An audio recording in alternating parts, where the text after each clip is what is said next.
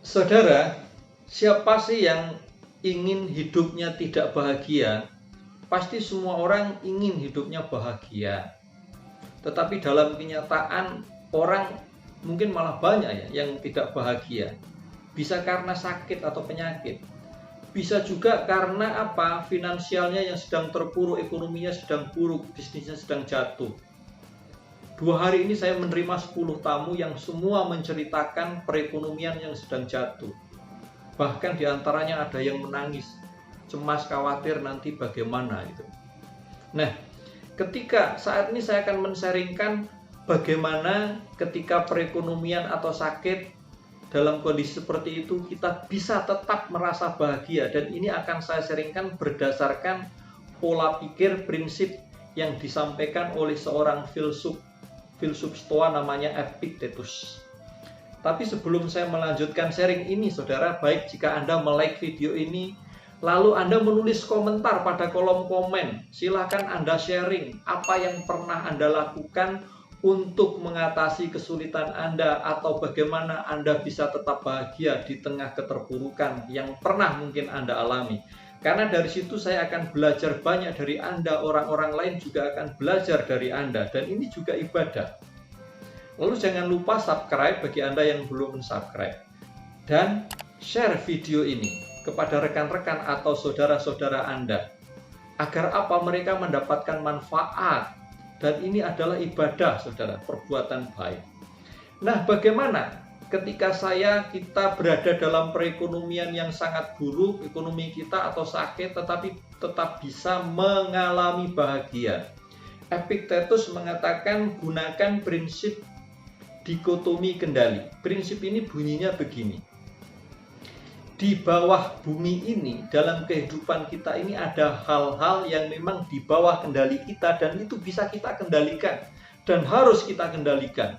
Yaitu yang pertama adalah judgment atau pertimbangan-pertimbangan. 2, persepsi kita. 3, tujuan kita. 4, keinginan-keinginan kita itu bisa dikendalikan. 5, tindakan atau perkataan kita. Ini harus dikendalikan kalau ingin bahagia. Lalu ada hal-hal yang tidak di bawah kendali kita dan jangan dikendalikan. Ketika saya mengendalikan ini, hidup saya nggak akan bahagia. Itu apa? Yang pertama adalah perkataan-perkataan orang lain kepada kita, perbuatan-perbuatan orang lain kepada kita. Nggak bisa kita kendalikan. 2, opini, persepsi orang terhadap kita itu juga nggak bisa kita kendalikan. Nah, yang ketiga apa? Yang ketiga kesehatan, yang keempat adalah kekayaan. Saya kaget ketika saya membaca kesehatan dan kekayaan itu adalah termasuk di luar kendali saya tidak bisa mengendalikan. Bagaimana agar kita bisa mengalami bahagia ketika kita terpuruk secara ekonomi atau kesehatan? Epictetus atau filsuf Stoa, filsafat Stoa menyarankan yang pertama, kendalikan pikiranmu, kendalikan persepsimu. Pikiran ini harus dikendalikan. Karena kalau pikiran tidak dikendalikan, merasa khawatir, merasa cemas, itu akan mempengaruhi perasaan dan Anda nggak akan bahagia. Lalu yang kedua, saudara, yang kedua adalah hidup berdasarkan apa? Rasio. Jadi rasio ini, kalau orang yang hidup berdasarkan rasio itu menuntut ketika saya berada dalam keadaan perekonomian yang buruk, dia menuntut saya mencari ide-ide kreatif. Saya menuntut saya bekerja keras. Dia menuntut saya untuk bekerja sama dengan orang lain untuk memperbaiki perekonomian saya ini. Lalu yang ketiga,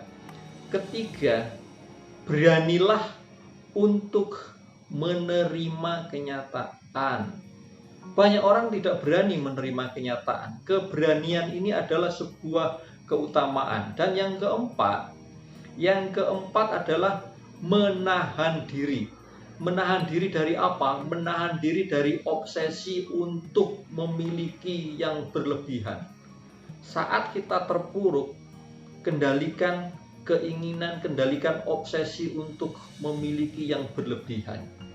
Itu 4 hal yang bisa mungkin Anda lakukan berdasarkan prinsip kendali, prinsip dikotomi kendali. Jadi ada hal-hal yang di bawah kendali kita, kendalikan itu. Ada hal-hal yang tidak di bawah kendali kita, nggak usah dikendalikan. Tetapi pada saat kita mengalami keterpurukan ekonomi, finansial, 4 hal tadi. Pertama, kendalikan persepsimu. 2, hidup berdasarkan rasio. Rasio kita menuntut kita bekerja keras. Rasio kita menuntut kita mencari ide kreatif. Yang ketiga, berani menerima kenyataan. Yang keempat, menahan diri dari obsesi untuk memiliki hal-hal yang berlebihan. Itu saja saudara.